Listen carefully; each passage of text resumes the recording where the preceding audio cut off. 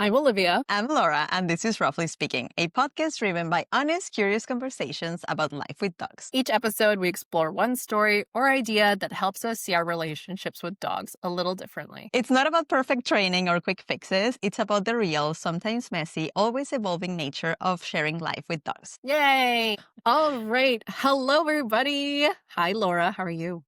Hello, I am very excited to chat with you today. I know it's a beautiful day, actually. I mean, for the people who can't see and are watching on YouTube, you can see it's a beautiful day.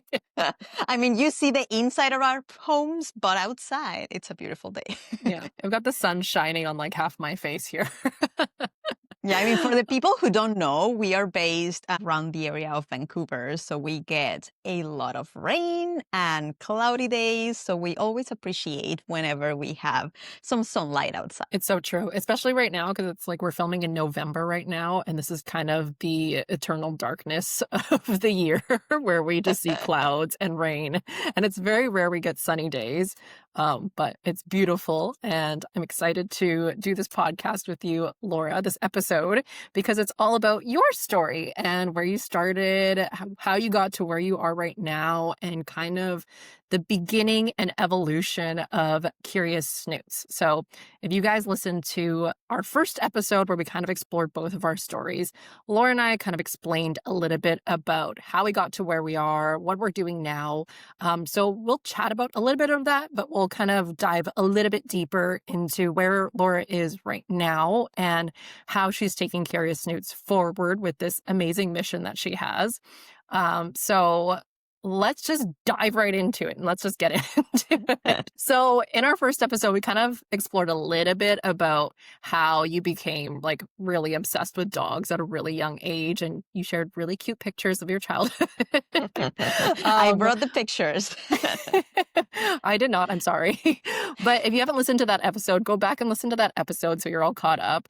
And then we're going to jump to a time where Laura's transitioning from being obsessed with dogs as a little kid, kind of growing up, going to school, falling into marketing, which is such an interesting kind of twist of, a journey and like a path. But take us kind of briefly through this transition period of you getting into, like, first, how did you get into marketing? How did that lead you into pet care or even like, the pet industry? And walk us through a little bit of that journey. Yes. I was just listening to our first episode and it was just like, okay, I want to know what I already covered and what I already shared. So as I mentioned there, this kind of like connection with animals started pretty early in my life, especially with dogs, of course.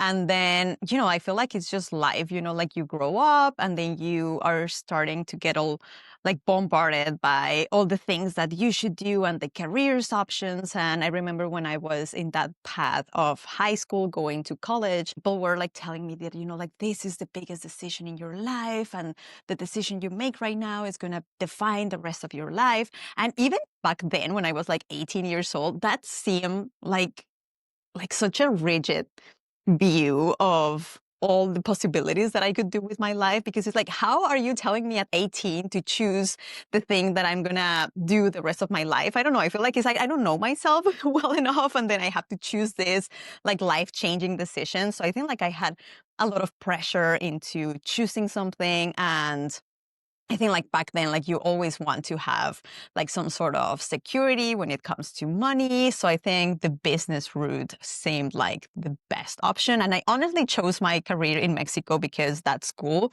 was giving me, like if I did the exam, they would give me tickets to go to the movies. And I always get like, I'm going for the free stuff. And that's how they got me, because I did this exam and then they told me it was more like a personality-based exam. And then they told me that this career in entertainment, it was kind of like entertainment business management. It was kind of like my thing and based on my personality. So I was like, yeah, let's do it. So I did that career back then. And then that's when I decided to move to Canada and we came here. And because I already had that previous bachelor degree in Mexico, I basically could just transfer some of those credits into marketing in here. So it was just like the most similar career that I could find because there was accounting and I was just like, no, numbers are not really my thing. So the marketing side had that part of psychology that I always had a lot of interest into. So I was like, yeah, let's do marketing. And I think like it was just, I was just flowing. And I remember in 2021, when I decided to do this switch from marketing to dogs, I started also going to counseling. And I remember I would talk to my counselor that up to 2021 in my life, I felt like I was always looking outside for directions into where I was supposed to go, how I was supposed to like my life. And in 2021, I think was the year that I became very radicalized into turning inside of me for those answers. And I started going counseling, analyzing my brain, putting all those things that I learned about psychology and behavior to work on me first. And that's when I started to tap into, okay, I always wanted to work with dogs. Then I was having all these crises at work that I wasn't feeling happy. And my husband pushed me into this idea of like, why don't you try something with dogs? And I think it was so cool to see that because in Mexico there were not many options of working with dogs other than being a vet. Turns out in Canada there were all these huge options of like if I want to be a groomer, if I want to be work at a doggy daycare, if I want to, I had options of what I could do with dogs. So for me, I remember when he told me that, and then I just started Googling for dog jobs. It was like, there are so many and I can't do this thing and I don't care, starting from like minimum wage, starting from zero and just doing this switch into something that makes me truly happy. And I don't remember if I mentioned this on that first episode, but there was one phrase from my mom-in-law. She is also very driven by passion and she inspires me a lot in especially going into business myself. And she always says that we always go back to what made us happy when we were kids. And I think like I heard that phrase from her and then it kind of like I started like chewing on it. And I think when I decided to do this switch, it was just like, yeah, like this is what made me happy. Like my happiest moments when I was growing up, when I was a kid, is spending time with dogs and playing with dogs and just being amazed by this other species that it's not human and it's just so intriguing to me. So I think that it's really what motivated everything. Like for the first time, actually asking myself, what do I want to do and what makes me happy, rather than what makes sense to the world or what the world wants me to do. And yeah, like not care about that and focusing on myself. Although that opened up a whole new kind of worms of figuring out what I want. But yeah, that's how I decided to quit everything, work on a doggy daycare, and started to learn everything I could about dogs, basically. hmm I do want to get into the doggy daycare stuff in a second, but I think it's also something of like our generation. So we're in our early 30s, and I think it's more particular to our generation about kind of following a path that we think is right for us versus what we are actually asking ourselves. And I think for us at this age, I think most of us, at least like within my friend group, it seems like we're trying to push the boundaries more of like, well, what can I do that actually makes me happy versus what I've been told to do my entire life? Because I think the generation before us was very much like, you go to school, you get a Yeah, job, you like get this. married, yeah, you buy a house, and you live happily ever after. And I literally, same thing. I thought that was my trajectory too. Like I went to school, got a job, thought I was going to be there forever, decided not to, had a career shift. And I think it's so great that at least younger people are realizing that more to be able to, pick something that they actually really love and you can make it your career and you can make it your passion because there's so many options out there. Just like you mentioned, like in Mexico at the time, there wasn't a lot of options to be working with pets and animals and dogs in that capacity. But coming here made you realize that, whoa, there's like so many other things that I could do in working with dogs. And the fact that you were able to kind of like relay that to your passion for human psychology and like why you got into marketing and getting more into like the mind of the dog, I think is really cool. But okay, tell me how the pet hotel landed upon your plate. Like, where did that come about? How did you find it? How was the experience there? Yes, and well, just closing up on what you mentioned, yeah, I just feel like us millennials, we've Mhm. had this very privileged option of like seeing that side of like the world before and how everything was very structured and it was just like you follow this path and it works. And then I feel like we are the ones in the transition into this new world that it's full of new options and new possibilities. And because I, just like you mentioned, like even with my friends, so many of us are going through this thing of like rethinking what we want, what we're doing, our careers, and now having those possibilities. So I feel like that is very cool. And I do take it as a, I don't know, I was talking with a friend, she's older now, and, you know, she has kids, and she kind of like, she just feels like her life is what it is. But she was saying that, you know, I wish I could even have that thought because I often think back, and because when I was growing up, there were not many options to work with dogs. I feel like it took one thought of like, what is it in here? Because I could have been in Canada, but my brain could still be wired to there's no options for me and like that there is no path for me. And if it wasn't because of that search, that it was like, okay, what jobs are out there for someone who doesn't know anything about dogs and just wants to get started? Turns out, I mean, a lot of dogs, like a lot of jobs were out there. So I think like sometimes just questioning things and doing a quick Google search. Now we have ChatGPT. We can do a quick search with ChatGPT and say, hey, are there any jobs for these type of things? And just, I feel like once you start seeing a possibility, the path starts to get like paved for you. Mhm. But if you don't even start thinking about it or just questioning it, I think that you lose a lot of opportunities. I often think of like, what if I've never thought of this? Like, what if I would have continued just with the marketing path and all of that? Mhm. And now connecting with the doggy daycare. So yeah, I remember I quit my job. And of course, I wanted to have like a path for me as well. So I remember I told everyone at my marketing job that, okay, you know, I'm going to quit and I want to do something with dogs. And I feel like that is just something that stuck with me because I feel like a lot of them back then, they saw me, I was like still like younger, you know, like just growing into this kind of like corporate world. And then all of a sudden I decided that I'm going to quit and I want to work with dogs. I feel like they just took it as just an excuse that I wanted to give to quit my job. But I was talking with one of those coworkers the other day, and he was just like, look at you actually doing something with dogs. And I was like, it was very real for me. Like, this was my path, and I was going to do something with dogs. So when that happened, I just started sending resumes. I think I applied to the PetSmart Grooming Mm. Academy. And I was like, I could be a groomer. And then I applied to a lot of doggy daycares because in my head, it was just like, well, doggy daycares will give me a lot of opportunity. I'm going to have a lot of dogs to learn from and like a variety of things for me to do and to, you know, like handle a pack of dogs. So that was the one that got me most excited. And then I applied to many. I had an interview in one in Vancouver, kind of like Granville Island, which I don't know what I was doing applying to a Granville Island job because it was so far away. It was going to be like an hour and a half of commute. But I was just like, I don't care. I'm going to work with dogs. Thankfully, that job was filled, but they had like a sister company and they were looking for one. It was closer to the SkyTrain, which was very handy. And turns out they kind of like connected me and they were like, yeah, we do have this job coming in. And I remember one of the things that I was struggling with is that I was working as a server during my school, studying and everything.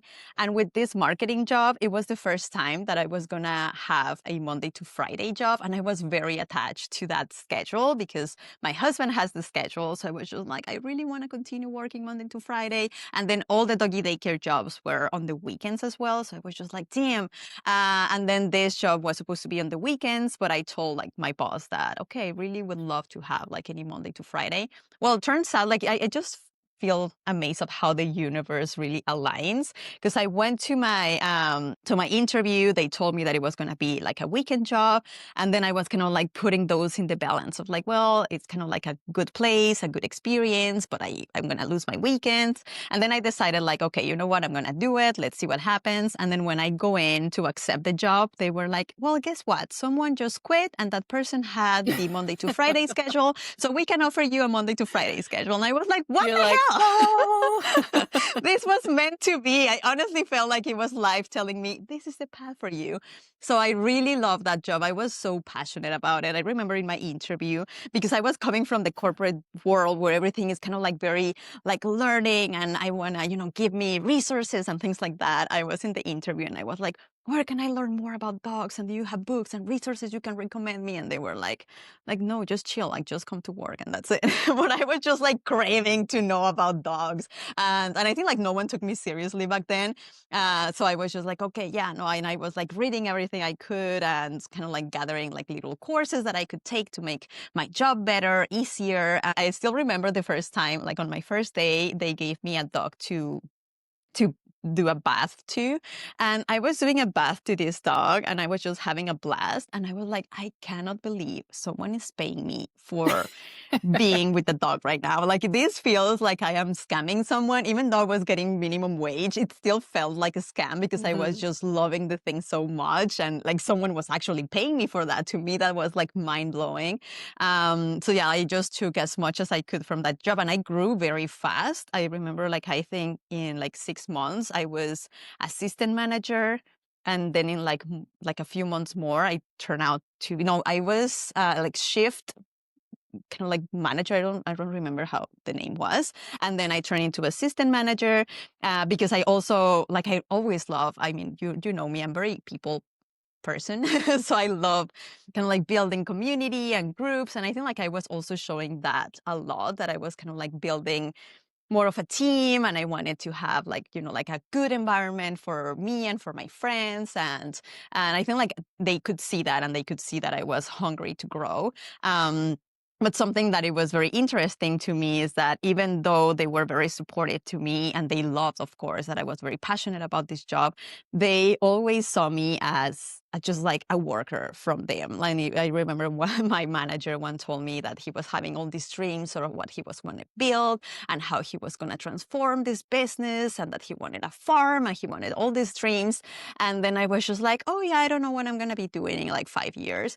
And then he was just like, what are you talking about? You're going to be here. And that was a part of me that said like, okay, no, that's not what I want. I don't did this huge change and I didn't find my passion to then just being stuck in a job. I really want to grow. And I do feel that that is the feeling that a lot of us have coming into the pet industry, that is like we are here as a stepping stone, so to speak. Like we take this job because we want to build like skills and everything. But a lot of us have this bug of starting our own thing and our own business. And that is something that I've been trying to not disconnect myself from that now that I have my own business and I'm trying to build my own team. It's like, I think like that's something I need to take into consideration into that. Okay, anyone who comes into my business, they're going to learn a lot from me, but they may also have their own dreams and aspirations, just like what happened with you,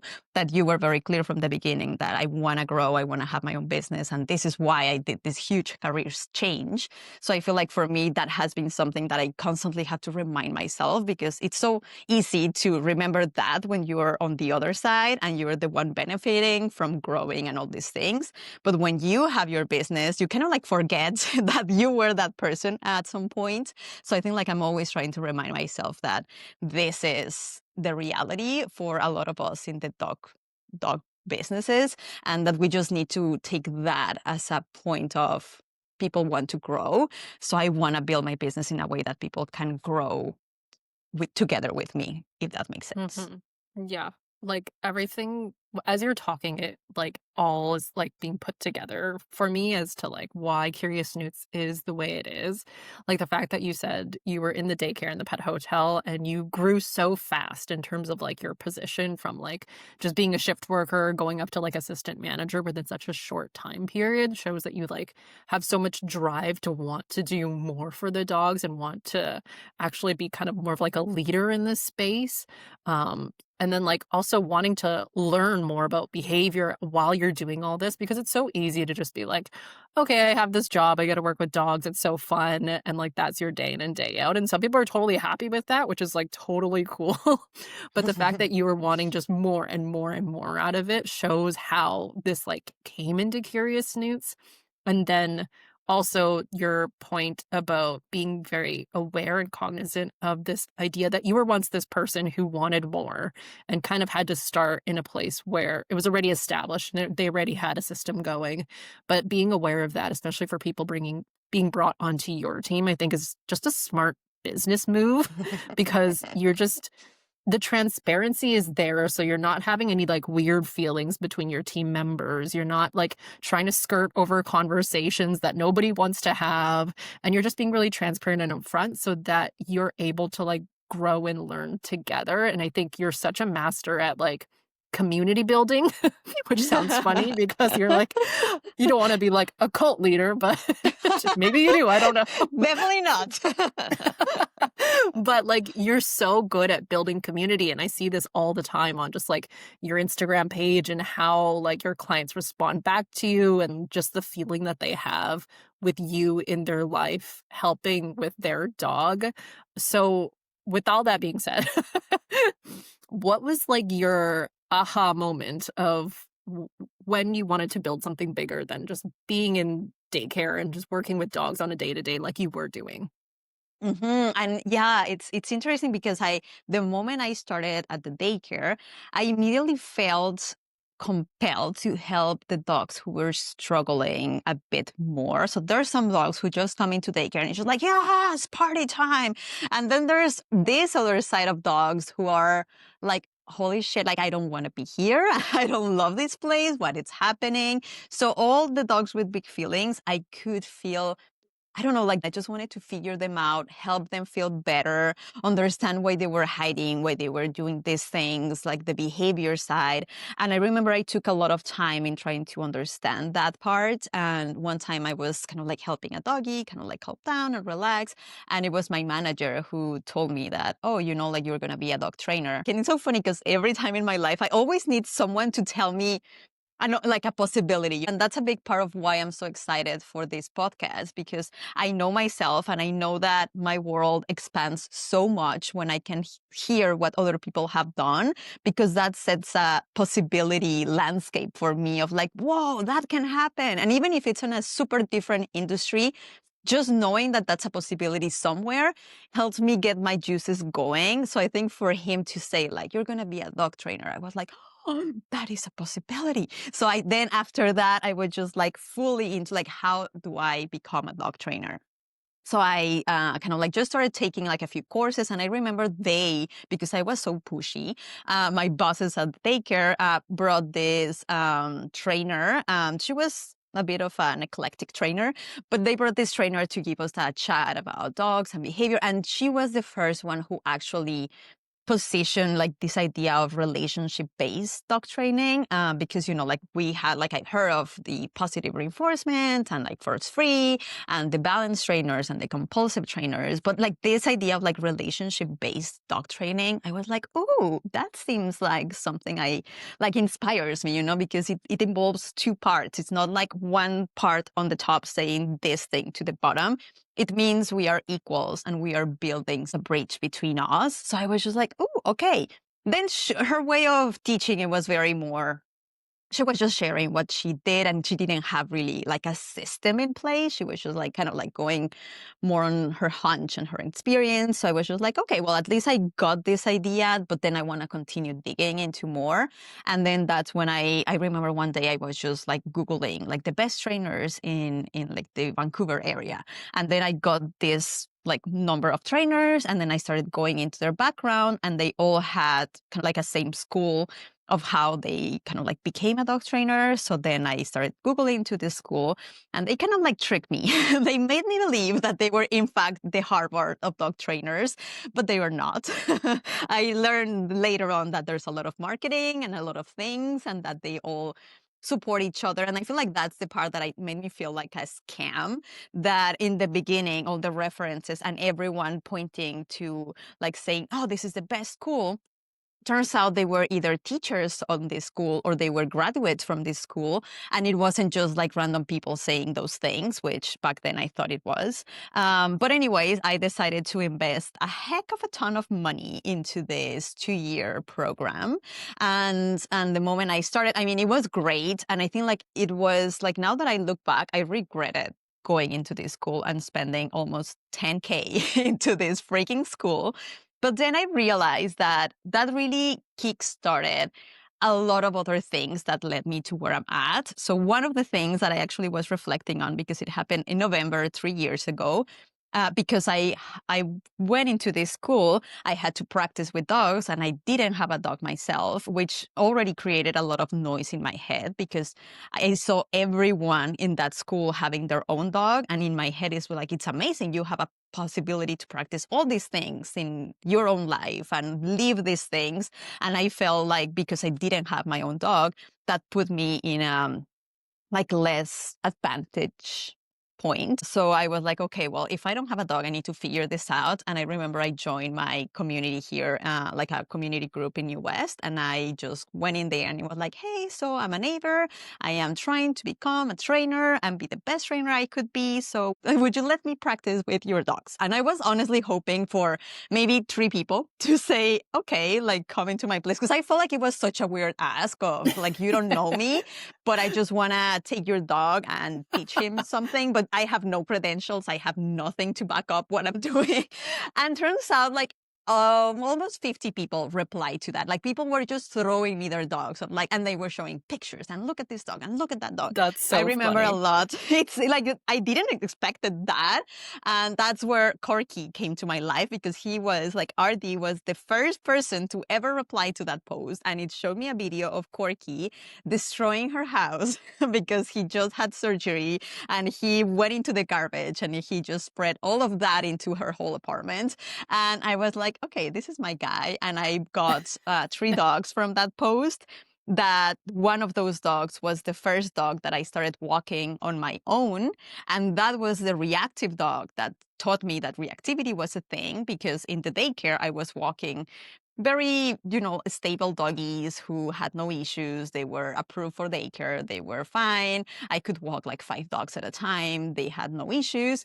But then I started walking this dog who did have an issue. And it was very nerve-wracking having to go out with her, not knowing what is going to trigger her. So I think that like me doing that post, I made me find all these dogs that then I started treating on my own. And then that led me to these experiences of, okay, like there's reactive dogs out there. Like, how do you deal with this? And the mom had no idea. I had no idea. Like, I just had this question mark in front of me.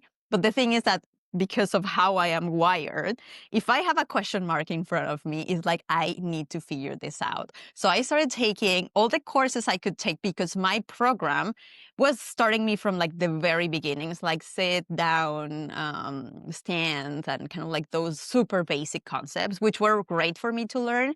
But then I immediately started specializing in these big feelings dogs. And it was like, I need to understand this dog. I need to help this dog. I need to help myself because I would shake on my way to walk her because it was just so nerve-wracking to me, feeling like I was out of control. Because at certain point, this dog a few times redirected back to me when she was having a reaction to another dog. And that is freaking scary. I don't know if anyone listening has had that happen, but when your dog turns on you out of frustration, that is, for me, that was just like, wow, like I cannot trust it. I can hold you. I can keep you safe. But if you turn to me and try to take all that rage on me, that is a very different thing. So I think for me, that was when I was like, okay, I need to help. There's clearly people like this. I've seen more dogs like this. So how can I help this dog? And that is where I was just pulling things from like different places that I was like, okay, I need to figure this out. And that's where I went into this thing of going on YouTube. Let's see what YouTube throws at me. And that like, it helped me kind of like get to where I'm at right now. But the path to it was very confusing because that's when I really got a look into, I guess, that what people find out there when they're looking for dog training advice, that I was like, okay, yeah, helping reactive dog. And then one video, it was just like, no, you really have to pop the leash as soon as they start going. So it was just like, okay, that doesn't feel too well, but I'm going to give it a try because I need to try everything. So I was just like, okay, that didn't help. So then it's like, okay, you need something high value. So I was like, okay, let's bring something high value. It turns out this dog would not care about any food once we stepped outside. So I was like, okay, so that's out. So like then play. And then, okay, play kind of like starts working and she focuses that thing into playtime and it gives her an opportunity to chase, which is what she really wants to do. So then play really clicked to me. And then it's like, okay, how can I kind of like continue with this? But like every time I would look for advice on the holy internet, it would be a video of one person saying one thing, the next video saying that this person's stupid and you should never do that. And then a third video of someone saying those two people are stupid and that you should never do that. So it was just like, what the hell? Like, what should I do? I feel like I'm failing on every path that I see or like any option that I find. I hear someone else saying that's bullshit. So it's just like, what's the truth in here? Like it clearly it's not very well stated what the truth is, and there's not one path. And it was very confusing that time. I think I struggled a lot. Like I'd say it right now very chill, but I think it was a whole year of my life that I was about to quit the dog training because it was just like, I did not sign up for this. I did not sign up for a culture war. I did not sign up for people telling me what to do and what to feel. I love this craft and I feel like I can find myself into it, but not if everyone's trying to pull me on their direction. So that was a very confusing path, at least for me, which I don't know if you can relate with how confusing that little journey can be. Oh, yeah. I mean, like, just you describing your experience with this one reactive dog is so similar to the experiences that so many pet parents have if they have a dog with behavioral issues like that. And the fact that because like they're going through the same thing. They're going on the internet, they're trying to find out how to help their dog in the best way that they can with the resources that they have. And they're probably being pointed to the exact same thing. One person telling them this is going to work, the other person telling them, no, that's not how you do it. This is how you do it. And everybody's saying it with such conviction. So you're like, that has to be true. I have to do it that way because it's working for them. And like, not only that, but like with social media and like reels and TikToks and things like that, you can physically see the change, quote unquote, change of the dog from before the trainer started working with them to after the trainer started working with them, and how, again, quote unquote, well behaved the dog is. And I say this loosely because, sure, some of these things could work for certain dogs and they look absolutely fine and they're not stressed or not overwhelmed. But for a lot of them, the dog is kind of just dejected and shut down after they have been like going through this training process with this trainer. And so that is such a it's such a relatable experience. And like as you were talking about it, and I'm like, it's so interesting that you don't have a dog yourself. Like you don't own a dog, but you still went through the same process that so many of us go through when we're trying to deal with reactivity in the beginning. Because usually it's in that stage where we don't know a lot about dog behavior and we don't know how these dogs communicate. And we're just trying to like figure it out with the things that we know, like how to teach a dog how to sit and stay and stuff like that. And we're like, maybe if we do some more of that stuff, or maybe if we apply that kind of like learning theory to this issue, it'll fix it. But that's not what it is. And like, not one method works for one particular dog. And like you were saying, how you tried, doing treats and you tried like doing all these sorts of things for this one dog, you had to really test it out and see, first of all, what actually worked for you as the human. Like, what did you feel comfortable with? Because the leash popping did not feel great for you and it didn't feel great for the dog. And what you landed up on doing was play, because that's something you really enjoy doing and that's something the dog enjoyed doing. So it just made sense that that commonality worked for both of you in that combination. And I think that's why it's so difficult for a lot of people to take advice online when they don't have proper guidance, is because the online advice is not taking into account you as a person and your dog and what, you guys want together, what your goals are together, what your lives are like together. And I think that's such an interesting point about your whole journey, is that you don't have a dog, but you still went through the same thing.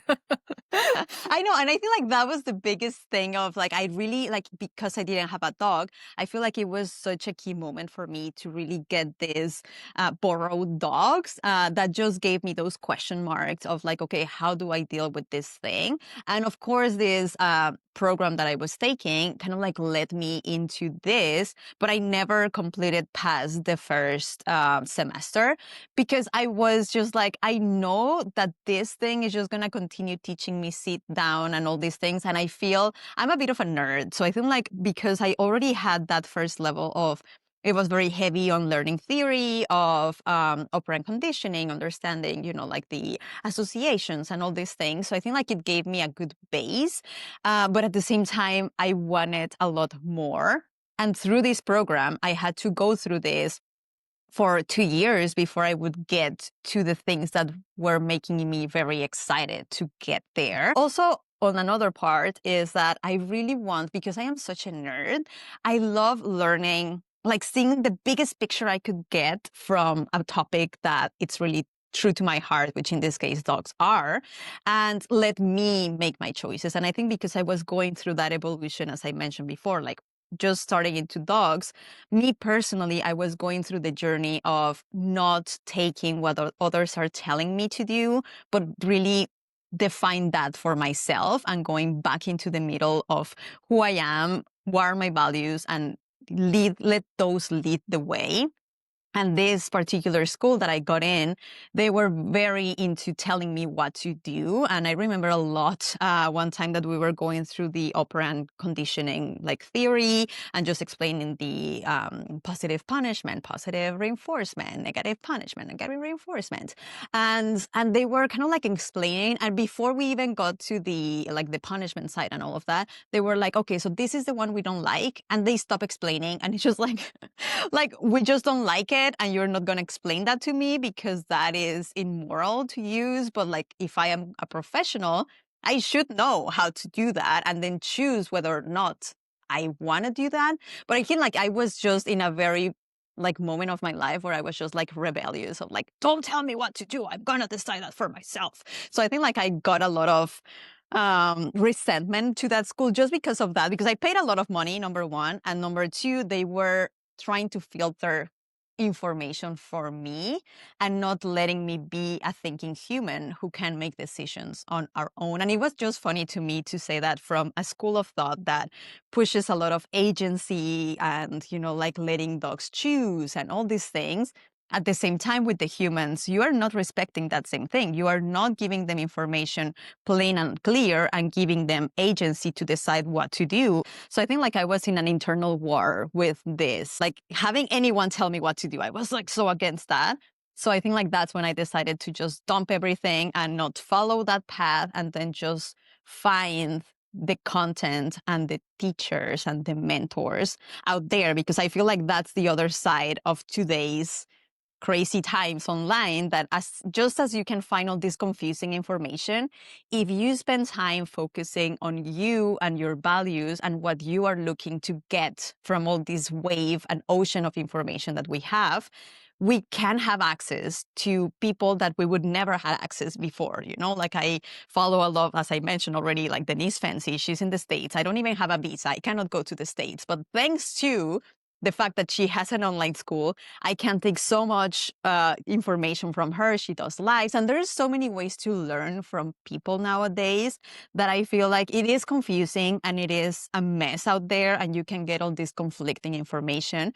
But the antidote to that, in my case, was not listening to anything until I knew what I wanted and how I wanted, and connecting back with my personal values, not the values that everyone was trying to push on me, but who I am and what my experience has led me to believe today.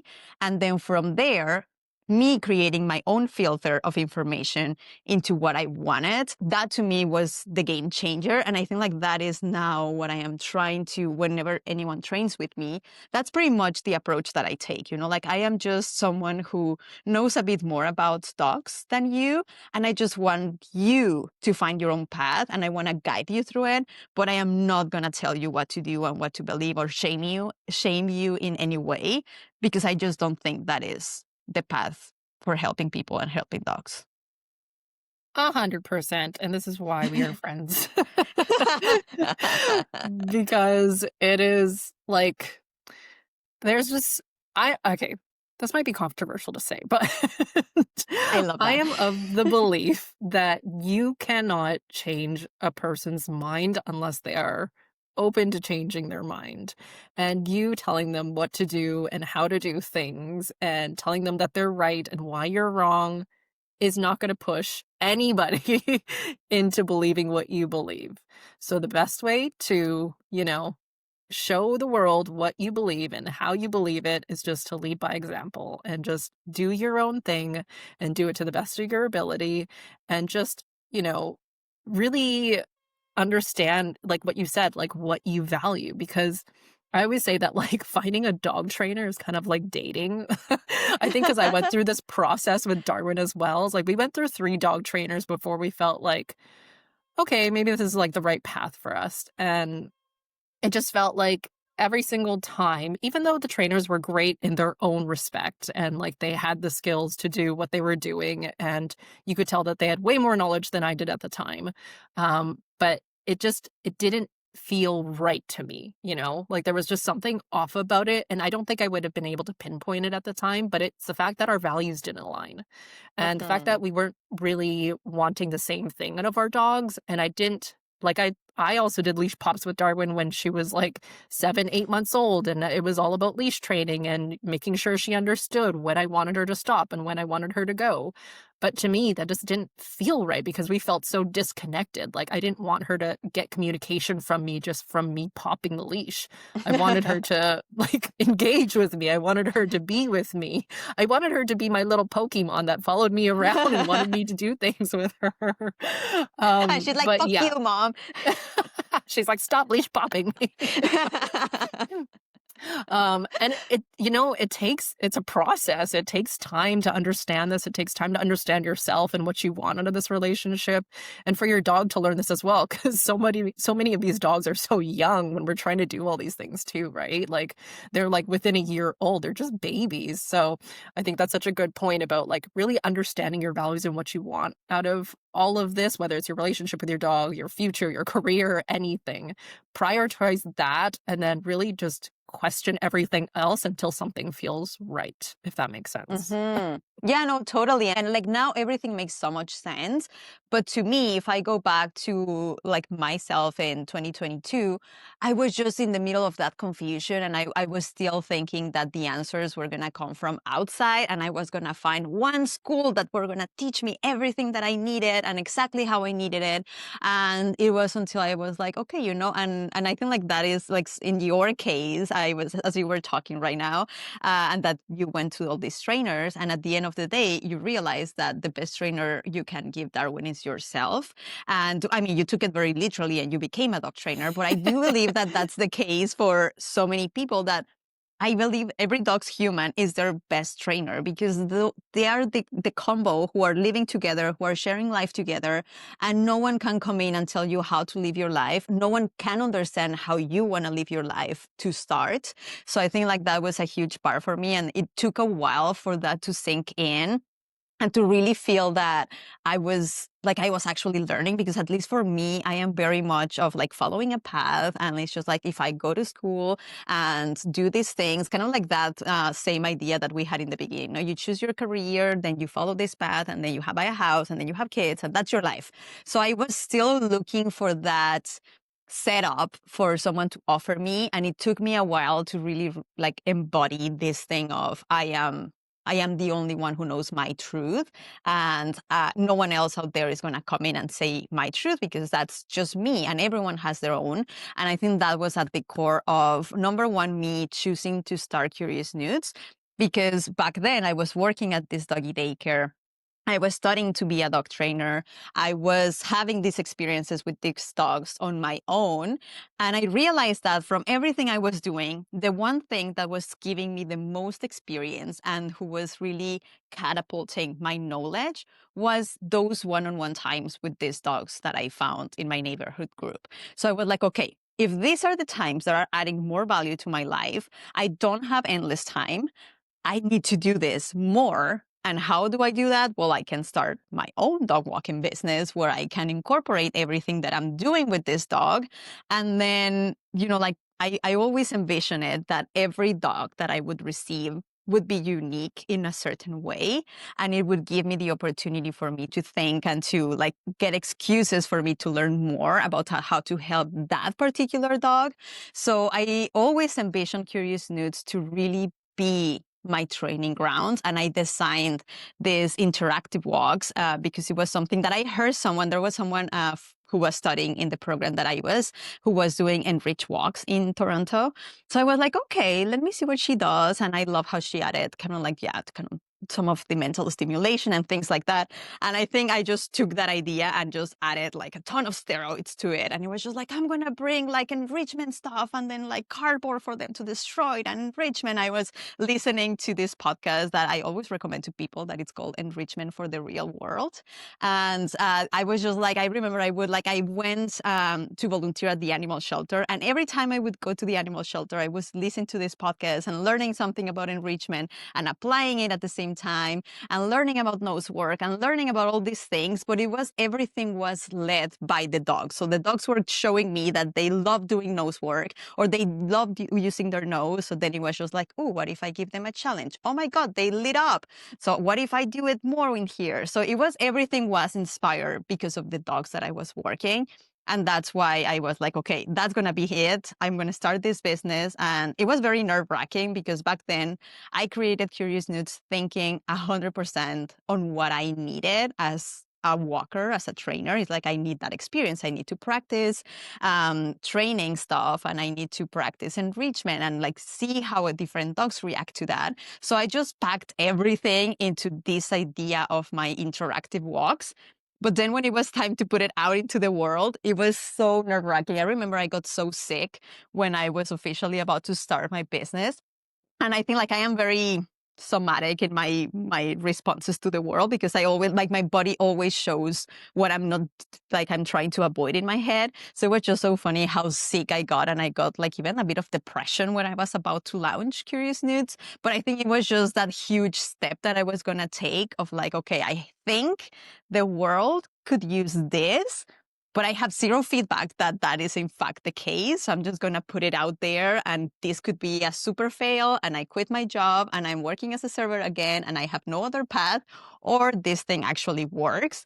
And thankfully, everyone responded very, very positively to Curious Nudes because the moment I put it out there, so many dogs came to me and it was just like, yeah, like he's super fearful and he pulls back and no one can walk him. I was like, I'll take him.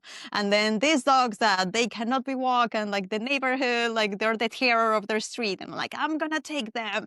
And I think like it was just amazing to see how something that started from a place of really serving me to achieve my dreams turned out to be exactly what other people needed to help their dogs. And I think like that was a little like connection that was made right there and then. And it was just really nice to see that that could all be one thing at the end.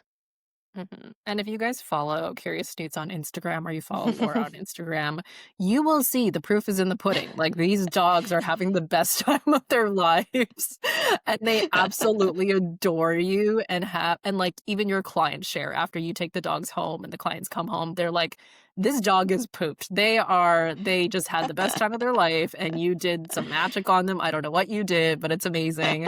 And like even with some of the clients that I work with too through Curious Snoots, they'll be like, oh, this is your fun walk. I know it's not as fun with mommy, but now you can do your fun Curious Snoots walk.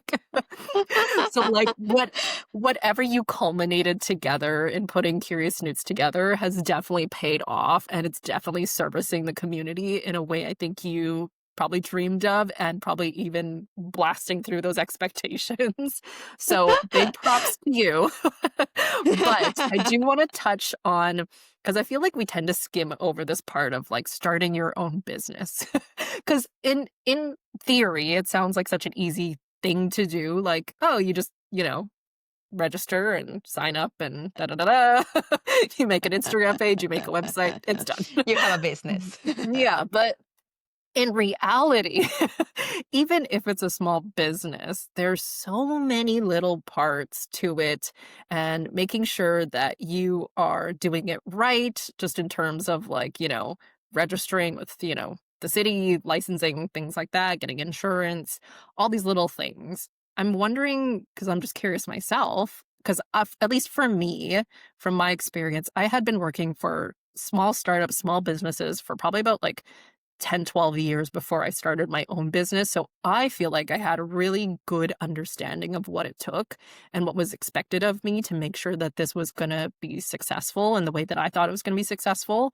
And none of the business stuff really scared me. It was more of the dog training stuff that actually scared me because I came into it, I think, in an opposite way than a lot of dog people come into pet care. Is I came into it with a business mindset first, and then the dog stuff came after because it was just happening simultaneously with my dog Darwin. But for you, because you had worked in the daycare and because you had worked with the startup and the marketing, I'm wondering if there was like an anchor point or something that made you feel a little bit more confident about starting your own business? Or was it more of you just doing your own research and really getting heavy into getting all those nitty gritty details right? Because I know you as a person as well. You do you do everything by the book to the point where maybe you shouldn't have paid for that, but you're doing every Yeah. single thing by the book. I'm wondering, was there an anchor point for you to feel more confident in starting your own business, or was it something you really took on yourself? Well, that's a really good question. One thing I did take from this daycare is that they would take their brand and their business very seriously. And I don't know, it's funny how in the dog industry in general, I find there's not that big focus on having a strong branding or having like a marketing or like an idea and that vision. And I think that my path and how I envision my business would have been very different if I didn't, number one, work at marketing before, but also saw that perfectly embodied at this daycare, because I remember sometimes I would hate them because we had to put covers into the dog beds and they had like the logo of like the Mm, business, or sometimes the beds you put them out and they had the logo, and every now and then I would put them the upside down and the logo was upside down, and then the boss would be like, the logos have to be like neat and like you have to put this thing, and I was just like, who cares about that? And then when I started my own thing, I think like they drilled that into me so hard, like the brand, the colors, the business, this thing, that really ended up helping me really taking my brand very seriously and knowing that I had to start from like a very very clear idea of what I was adding into the world and making sure that I was communicating that. And I think the second part, it was my in that job that I quit, my boss, like the yeah, one of the founders of this startup, he was a serial entrepreneur. Like this was his third business that he started. And he would just start business like it's nothing. He actually, when I quit, I remember I called him to tell him I was quitting. And I was just having all this, you know me, I give a lot of the what is happening in my life and why I'm making this decision and blah, blah, blah, blah, blah. As you've had your fair share of Laura voice notes. And he was just like, it's fine. You know, like we just want you to be happy. And if this is not making you happy and you think there's something else out there for you, go ahead. I didn't know that he was also quitting at the same time that I was. He was the founder, but he didn't care. And he was like, I am an entrepreneur and this business has turned into a corporation now, which doesn't excite me. And I'm going to go mm, ahead and exit and I'm going to build my new business. So I think like I saw myself, like I saw him and I saw how he quit this like multi-million-dollar business into starting his own thing because he just loved the journey of being an entrepreneur so much that when I decided to take that step myself, I reached out to him and I was like, hey, like, I don't know where to start. And he was the one who told me like, okay, so yeah, you need this and like just like you know like QuickBooks and this thing and la la la, and then you have the accounting done, and then you go and he was the one actually who pushed me into doing an incorporation. He just pointed out like that is just what makes sense, you know, like why do you want to waste your time as a sole proprietor? Just incorporate and do the thing. And I was just like, okay, that sounds easy. So I decided to do that, which in the beginning for the first 2 years it was a pain in the butt understanding all the things that required being an incorporated business. But he was the one who kind of like gave me that confidence, because I feel like without that push of him making it sound so easy to like, oh yeah, I started three businesses and this is what I did, and poo, poo, poo, poo, poo, poo, poo, and they're like, you go into this, you go into this, you go into this, you're done. And I kind of like for a moment there, I hated him for painting it so easy. And then when I actually did it, coming from my place of ignorance, it was freaking hard.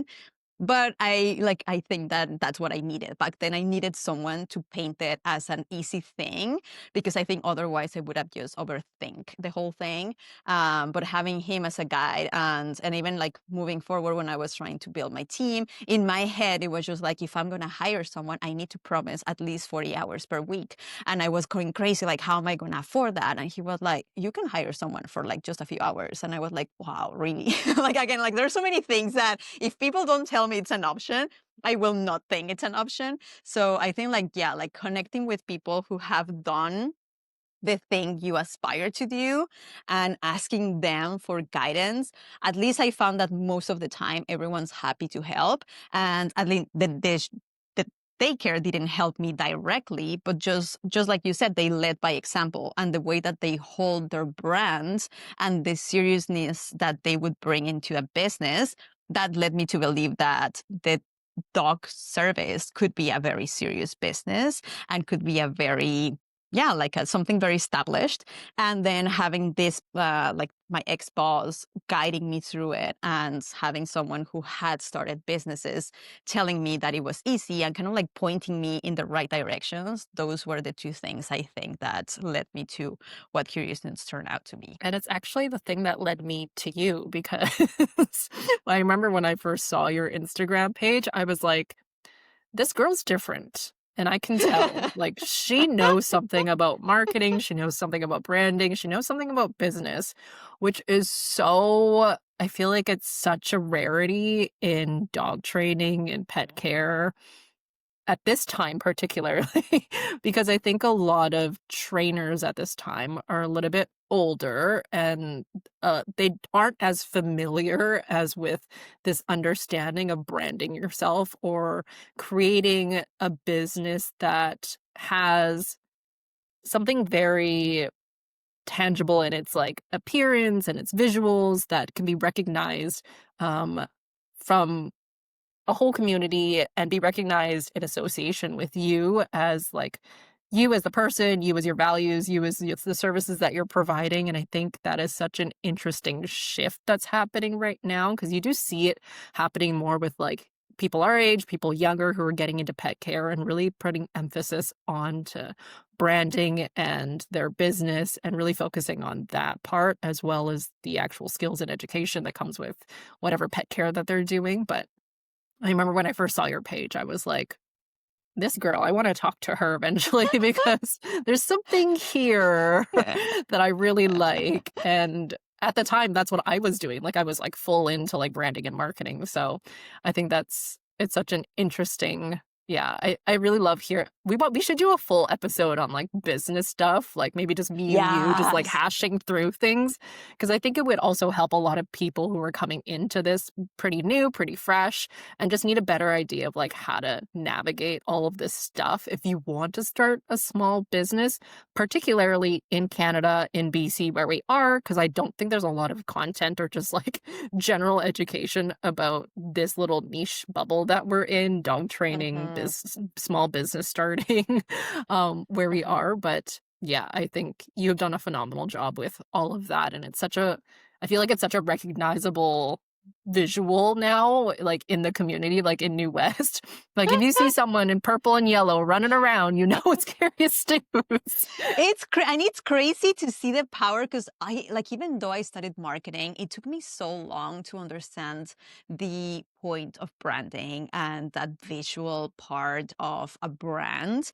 Because I feel like even when I was at the daycare, I was hating them on that. It's just like, leave me alone with your logos and with your thing and like folding the towels. Nobody cares.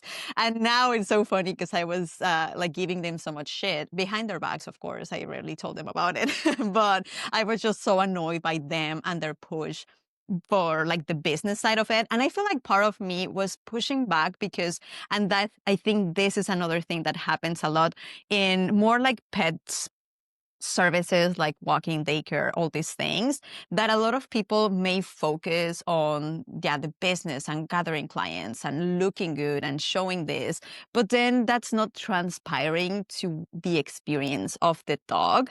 And at least that's what I was saying, like there was all this push into like making the facility super cute, super cool, super fancy, and doing all these things that then I would look at the experience of many of these dogs. And it's like, no matter how much you have all these things and you have the fanciness, dogs don't care about those things. The human cares, and you sell very well because the human gets sold on this idea. But I am here and I know that's not getting transferred into the dog's experience. So I think like I really wanted to bring that middle ground of, yeah, we are going to care about dog's experience, but we're also going to care about the business, and we're also going to care about the branding and having this very neat idea that it's very easy for people to see and recognize. But it has to be the three of them. It cannot be just very heavy on the business and you don't care about the actual experience of the dogs, because at the end of the day, a lot of businesses out here, there's a lot of money in the dog world. And because there's a lot of money, a lot of people go in only caring about the market and how many dogs they can walk and how many dogs they can get in. But at the same time, I feel like we always need to compare that and make sure. And I think like that was one key thing for me with Curious Newts, that I have to serve the human and the dog the same. Like I'm going to give the human an amazing experience that they love being part of Curious Newts, but that also has to be the case with the dog. And what I find is that, and it's always such a compliment when I see that just seeing the pictures that I send or like the reports that we send, people are like, I know my dog has the best time with you. And that is what I want. And I don't want it to look like the dog is having a fun time. I want the dog to have an amazing time. And then I want the dog to look like that when they come back and they have sumis. And then the parents are like, oh my God, he had a blast. And I want that. I want the dog to say, because I think if we pay attention, your dog will tell you. If your dog comes out of daycare and he's freaking out, or he is crashing down, or he has 10 days after the boarding experience that your dog is just not themselves, that is not like, oh, weird, it happened right now. It's all linked together. So I think like the dogs, if we pay attention, they tell you what they want, what they don't want, where they feel happy, what they don't feel happy. And I always take that as my ultimate. Like people can leave me reviews and I love my reviews. But at the same time, the review that matters the most to me is that dog doing better in the world. Is that dog having an easier time outside? Is that dog looking super happy when they come back at home? And I feel like that is where sometimes there's a muddy part in this balance between branding and business and service and all those things. So yeah, we definitely need to make a whole episode about this, because I feel like we could take forever. And I think Oh, the fact yeah. that we both came heavy on this business side, but at the same time, we also, I think like for both of us, and I guess anyone who is our clients can attest to that, we are so passionate about what we do and about really helping the dog and really being of service to people, that I think like that's what we need. And that's why we wanted to start this podcast, because we want to inspire more people to know that this is possible. It's possible to balance those two things and make sure that you have a really cool business, and at the same time, you also have a service that matches that cool theory and that cool branding thing that you have going on. Totally. I think for us, we kind of just lucked out. The stars aligned for us because we are passionate about both things. Like, we love working with dogs, we love learning about behavior, but we also love creating graphics, and we love making content, and we love working on the branding. And I mean, we could get into this for our business episode, but I know there are a lot of people who get into it and then realize that they maybe don't love making content. Maybe they don't love social media, in which case outsource it. Like, you don't have to love every single part of your business. If you don't love the accounting part, don't do it, because you're not going to enjoy it. If you don't want to learn about it, that's fine, but outsource it, like do what makes you happy, work on what makes you happy, because that's the only way your business is going to be successful, is if you understand what your strengths are, what your weaknesses are, and putting your efforts into things that you love doing. Because as soon as you start to lose some of that passion, it starts to fizzle out. And then maybe you're like your ex-boss who's like, I'm out of here.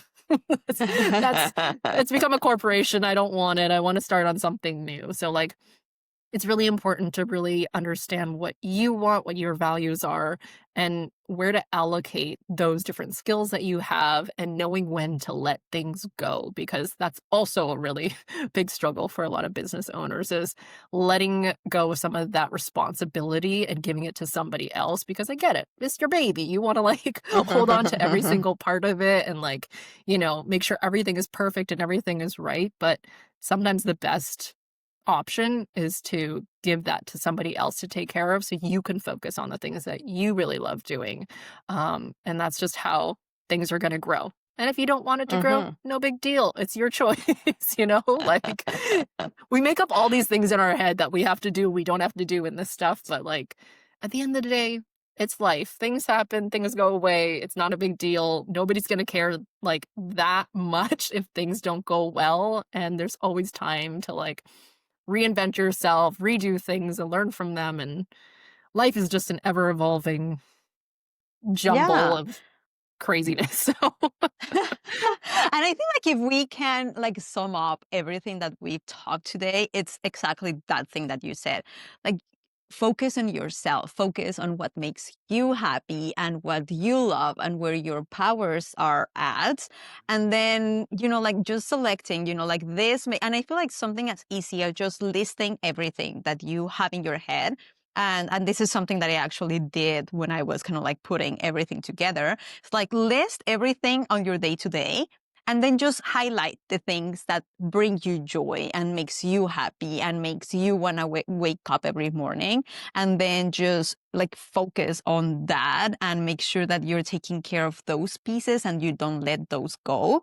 And then all the other little things, that's noise. And yeah, sometimes it's very necessary to do, like the accounting side and keeping all the legalities in place. But yeah, like that's when you can tell of like, okay, if I ever need to outsource anything, it's going to be this. And I feel like that clarity, it's going to help you a lot. And I think this applies to anything, even if you're not in the business, but you have your own dog and you're trying to look for a trainer. Again, focus on your goals and what do you want to achieve with this dog? And what do you want to, like what makes you feel good about doing with your dog? And how do you see yourself kind of like teaching your dog? And then just go outside and find someone who aligns with that. But I feel like everything has to start with us understanding who we are, what we want, and the magic of this universe that we live in is that we are like, there's everything outside. Like there's literally infinity outside these little walls that we live in.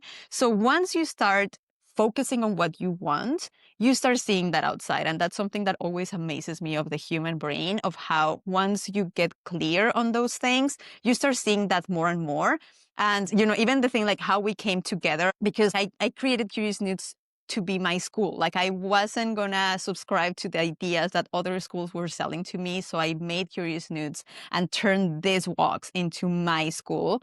And I think right now I am at a phase where number one, I managed to get my certification, and most of the hours of experience that I was able to validate in that happened through walks that I did and the work that I was doing day to day. And no one can compare to what a dog can teach you and all the things that every dog that you touch shows you about the world and about dogs. But at the same time, I always saw Curious Newts as something that would be beyond myself.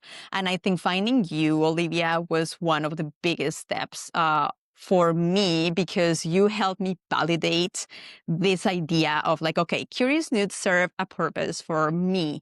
And it helped me get to the next step and get to where I wanted to be when it came to dog training. And then you come in and you are in a very similar path as I was. You were already, like, okay, shadowing with a trainer. You had that experience, but then hearing your own experience of how Curious Newts and doing these walks really like catapults your own growth to the point where you felt you had the experience to like quit your old job, to focus on this, to like start your own business. And to me, that is like the best validation I could get, that it happened to me. I have like one point there and then it happened to you. You joined, you continue growing, you got something out of this service, which I feel like at the end of the day, when I was mentioning that I want Curious Newts to serve the human and the dog, the other stakeholder that I didn't mention there is the walker, because to me, those are the 3 points of this service that are key.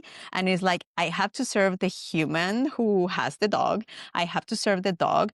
And this service has to serve me because I am putting in my time and I am looking to grow and I want this to help me grow. And that's why I add all this training and all this mental stimulation, because that helps me become the trainer I want to be.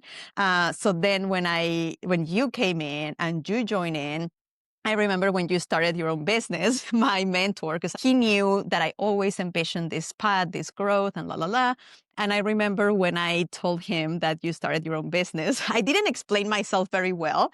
And he like, his first reaction was like, that bitch, she just used you and now she's going away. And then I was just like, no, no, no. Like, so she is also staying with me and she's growing her business and she's doing that. And after that session, he was like, okay, you know what? I got upset at the beginning, but now I feel like this is the best thing that could have happened to you, because now you have validation of your vision and your idea, and the fact that Olivia started her own business, that's so awesome. But his first reaction was just like, that bitch is stealing everything from you. And it's just like, no, it's all cool. That is so funny. You've never told me that. That is hilarious. Yeah, I know. I was just like, okay, let's see where this goes. But back then I was just like, no, no, no, this is actually good. And she, like, I knew that from the beginning. And, like, this is cool. And I think we can make this happen. And, but yeah, like, it was very funny to see kind of like that reaction, because that's kind of like the normal thing to do, I think, based on what is outside. Everyone is like, protect myself. And I won't lie. It was a moment where I was just like, oh my God, what does this mean? And la la la. But I feel like there's a thing that we have to kind of like keep, at least for me, if I am coming out here saying, this is my goal, this is what I want to do, and I want to turn Curious Newts into this thing that helps people and helps others grow. The thing is that once you start seeing that growth and you start seeing people grow on their own person and depending less on you, like that triggers things. And I feel like that is where normally people get stuck, when it's like, okay, like, alert, she's going to take this and she's going to do this, and that. So I always have to go back and say, like, what, like, if this is not a threat, how could this be an opportunity? How could this be a cool thing for us to do? And I feel like it's a very conscious decision that you have to make anytime your body gives you this immediate reaction of defensiveness, of protecting yourself, protecting what you're doing, what you're building. And I think like that is just a natural reaction to life, because we are wired to protect ourselves, like to keep ourselves safe and to, like, beware from threats. But I think like then we have to engage our thinking brain and seeing like, okay, if I'm going out here saying I want to do this and I believe in this, the thing is that this is not the easy thing to do. So you have to really remember that you're trying to do things differently and calm down your nervous system and allow for growth to be part of the equation, and not just be like a zero-sum game where if you gain something, it means you're taking away from me. I feel like if you gain something, what if I can also gain something because you are gaining something? And if I grow, how you can grow too, and we can all bump each other up. And again, it's not the easy thing to do. I think like the easiest thing is to go with the initial reaction and say, you know what, this is not working, and you do you, and don't take anything, and then kind of like split apart. But we have to kind of like power through that instinctual reaction and then just say, where's the growth? And I feel like that is something that I also bring to my clients when we do training or we do anything. That's the part, like, it's not easy to grow, but it's worth the effort, I Mhm. think.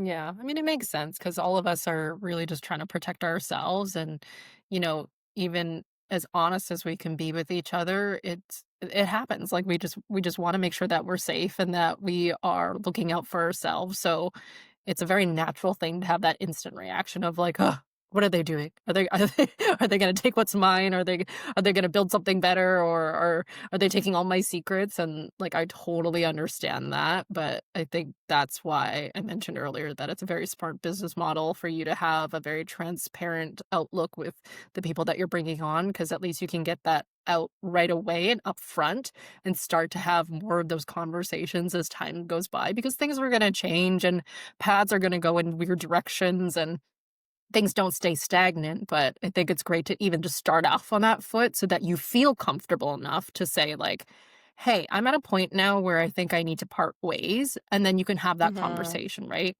I'm not parting ways with you Hmm. anytime soon, so don't worry. What are you telling me? You're like, What's happening here?"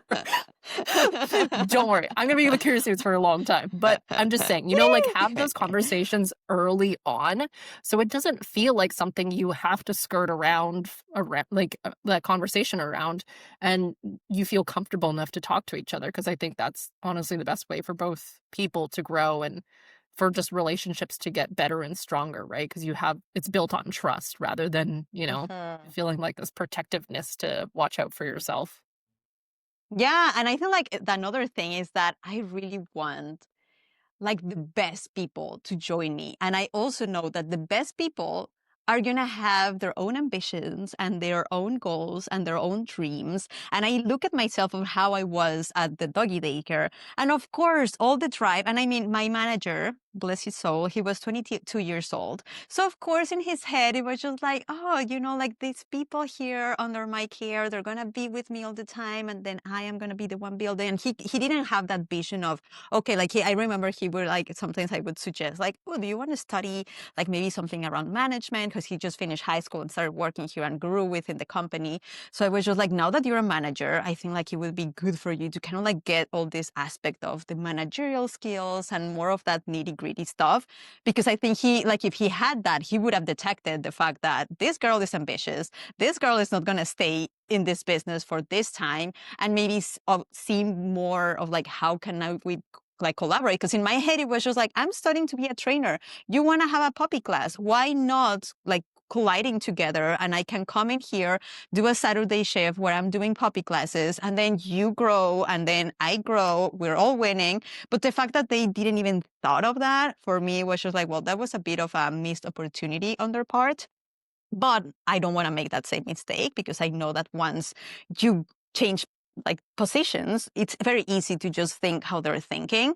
So I think like that is a big part of what I want to do. And now I want to give you a little information only for Roughly Speaking before it goes public, because now my path, like I, you know how I'm going through like a big evolution for Curious Snoots, like a training first service, and the interactive walks are the perfect training ground for anyone who wants to grow into this business, grow into this industry, and become a dog trainer, just like it did for me, just like it's doing for you. And I would love to have an army of Olivias. And in thinking of that, because like this year, I started hiring people, but I was hiring dog walkers. And of course, when they join me thinking what the average human thinks of dog walking, it's like, oh yeah, I'm just gonna hold a leash and take the dog for a walk. And no matter how much I explain that this is not the average walk, I realize that people don't get that. They just go with the dog walker thing. So what I'm doing now is that I am starting a apprenticeship program. So anyone who joins my team, it's going to be an apprentice within me. It's going to be a paid apprenticeship because you are going to be doing walks, and that's going to be your training ground where you can like learn from me, shadow me, but then execute on your own.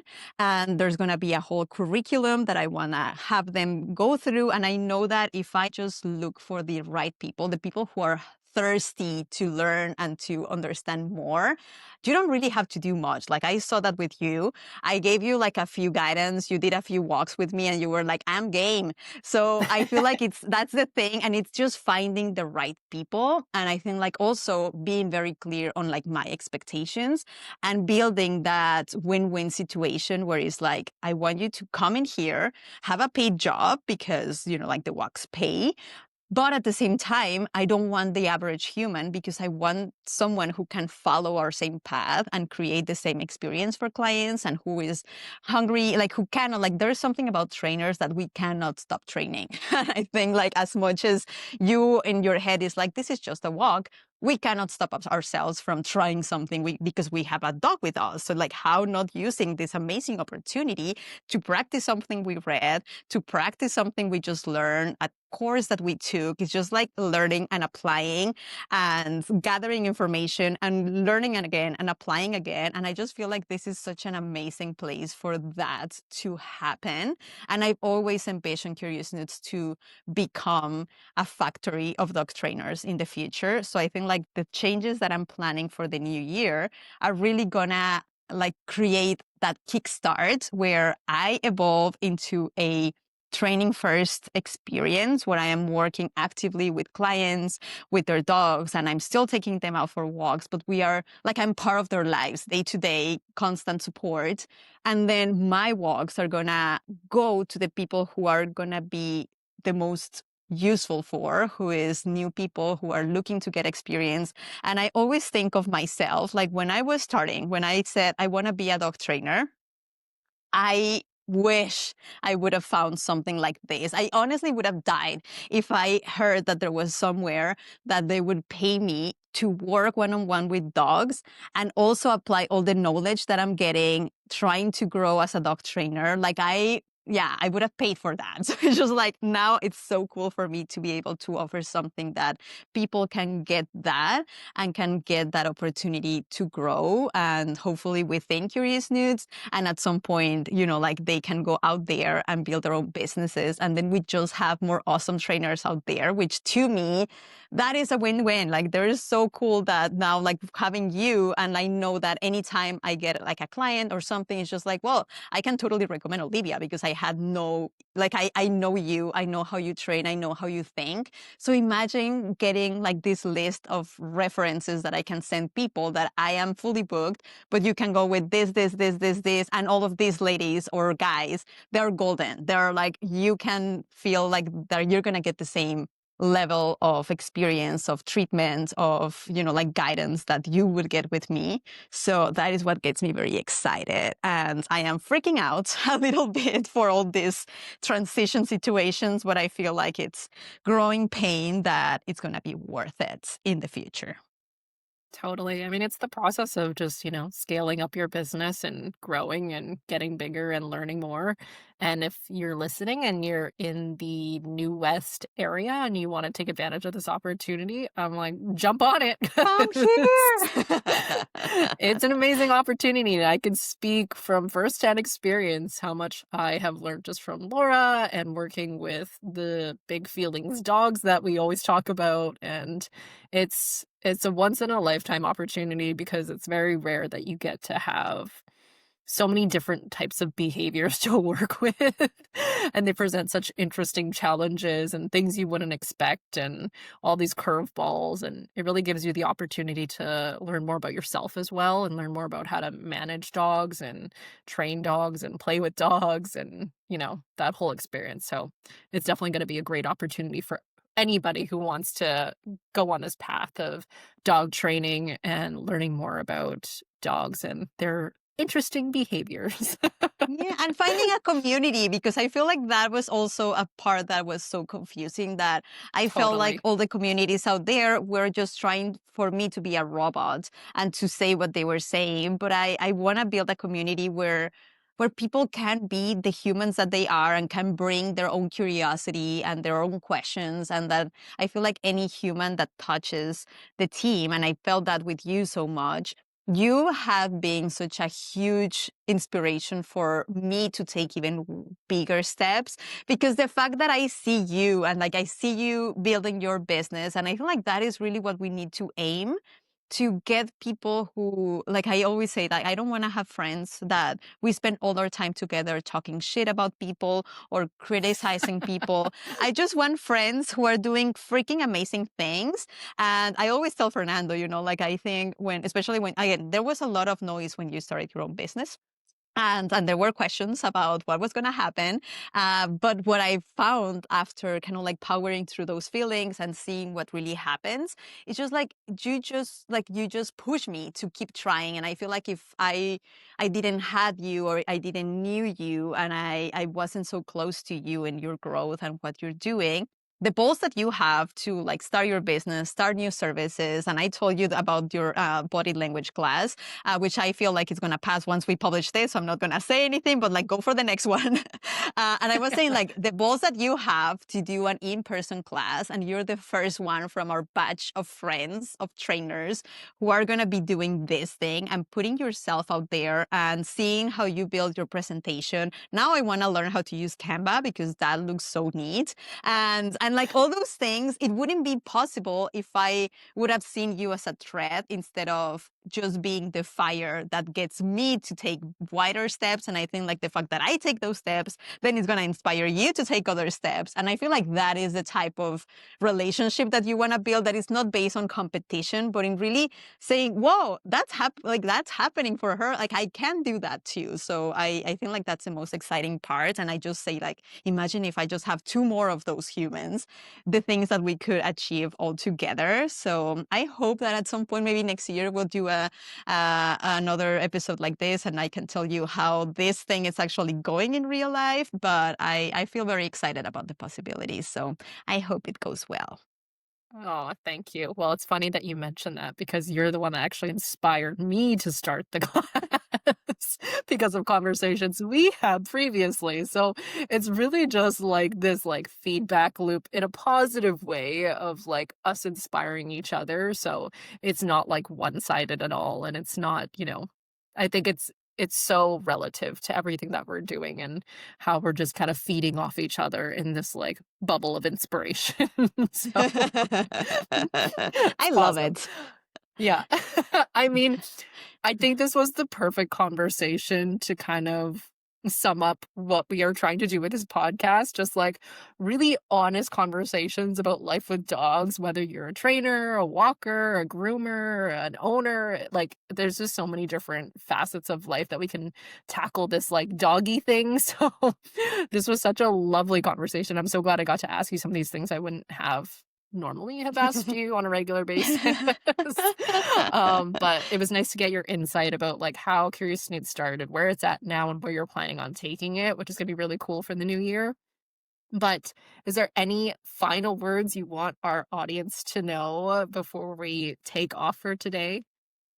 Oh my goodness, I think like I could speak for like ages about all of this, but I need to end. But yeah, no, I think like it just, as I mentioned before, if like you can take one thing from this, is that you will never find the truth outside of you. I think we all, and coming back to what you just said of like what motivates this podcast, and it's really the belief that we all have a piece of the general truth in us. There's like all of our experiences had led us to where we're at, and they're all valid, and they're all part of this spectrum of life that this universe is. So I feel like I am very excited to kind of like just have all these conversations and really like gather that little piece of truth that every single one of our guests, and continue to unravel everything that we have inside of us, because I feel like that's going to be a really cool opportunity to share that together and continue having these conversations and continue growing. But again, coming from the point where you need to find your own truth before stepping into the wild, wild world.